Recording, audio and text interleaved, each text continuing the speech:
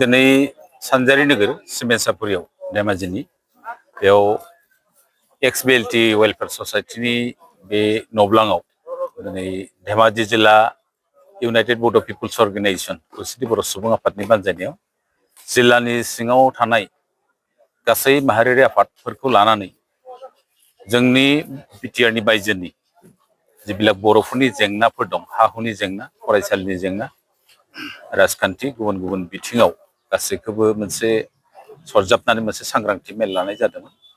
जों बेयाव बाहागो लाफैदों। बेयाव मानगोनां जोंनि BKWCनि चिफ मिहिनेश्वर बसुमतारी बिथाङा बाहागो लादों आरो बेयाव गोबां गोरों गोरा मानसि दंमोन। बेयाव जों मोनसे सावरायनायाव बाहागो लादों आरो सावरायनानै जोङो गासैबो जेंनाफोरखौ सुस्रांनो थाखाय बायजोआव थानाय जेसांखि माहारियारि आफादफोर दङ, बर' गोरों गोरा दङ, गासैबो जयैनो थानानै जोंनि बर'नि जेसेबां जेंनाफोर दं बिटिसिनि बायजोनि बेफोरखौ बयबो जयै गसंनानै खामानि मावलांनो थाखाय जों मोनसे गरन्थ लादों आरो बेनि गेजेरजोंनो जों दिनै मोनसे फोरमायनांगोन। दिनै जिहेथु दिनै 28 सेप्तेम्बर मुंख्लं सान बर' थुनलाइ आफादनि जिथु बर' थुनलाइ आफादा जोनोमनिफ्रायनो बर'नि राव फेहेरनाय आरो फोसावनो थाखाय खामानि मावदों आरो बिथांमोना प्रमाण स्क्रिप्टआव मुंख्लं जादों।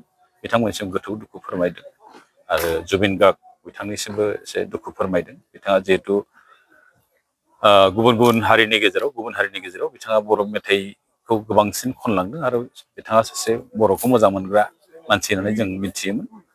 बिथांनि जिउनि आलो गोजोननि थाखायबो आर'ज गाबनाय जायो आरो बिटिआरनियाव जिथु मेन्डेट जिथु जनादेश मथे जिथु दिनै मानगोनां हाग्रामा बिथाङा बयनिफ्राय बांसिन मेजरिटि सिट लानानै देरहानानै सोरखार दानो थांगासिनो दं। बिथांनिसिम जों खौसेथि बर' सुबुं आफादनि मिरु आफादनि जानानै जोङो हामलायनाय बावहरदों आरो जों आसा खालामदों जिहेथु बर' हारिनि थामोनथाखौ गोजोर खालामनो, बर' हारिनि माखासे आद्रा थानाय सोलोंथाइयानो हक, गुबुन गुबुन जेंनायानो हक, गासैखौबो फोजोबनो जिहेथु गोबां खामानि मावनो दंबावो। गतिके बिथांनि जिहेथु जोंनो सहाय नांगोन बे हिसाबै जोङो आसा फारिदों आरो जयै खामानि मावनो थाखाय जों रेडि जादों आरो जिहेतु बिटिआरनि बायजोआव थानाय बर'फोरनि जिबिलाक जेंना दं, जिबिलाक काउन्सिलखौ दाफुंनाय, बेखौ बिसायख'थिसिम लांनाय, जोंनि हा-हुनि रैखाथि होनाय, 2006नि जिथु फरेस्ट राइट एक्ट मथे रायजो राजानो हानि मोनथायफोरखौ होजोबनाय, बेफोर गोबां आद्रा थानानै दङ। बेफोरखौ जाहाथे जों मावनांगोन। मानो होनोबा बिटिएसआ जाबाय मोनसे स्ट्रं मोनसे सिक्स-लेभेल एरेन्जमेन्ट। आगोल जों जयैनो जिहेतु खामानि मावदोंमोन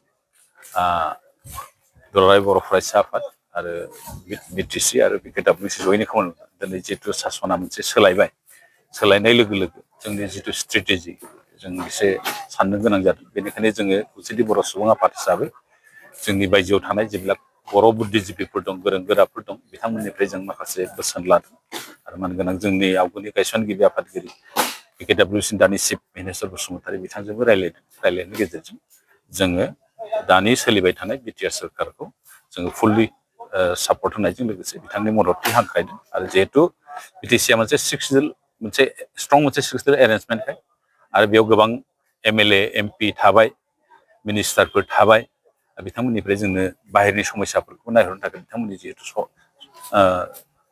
सहाय नांगौ आरो बेजों लोगोसे बिटिसि होनना बुङोबा गासै बुहुमाव थानाय बा भारतबर्सआव थानाय गुबुन गुबुन रायजोआव थानाय बर'फ्रा एसे नोजोर होनो गोनां जायो।